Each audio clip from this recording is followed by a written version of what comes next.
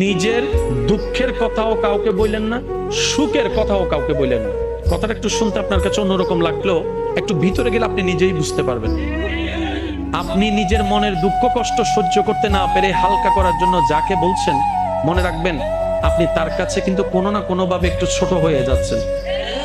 এমনও হতে পারে আপনার দুঃখের সে কথাগুলা আপনার সামনে অভিনয় করে যে আপনাকে বুঝ দিয়েছে, সে পিছনে আপনার সেই দুঃখের কথা নিয়ে হাসি ঠাট্টা করতেও দ্বিধাবোধ করে না, এমন অনেক মানুষ আছে।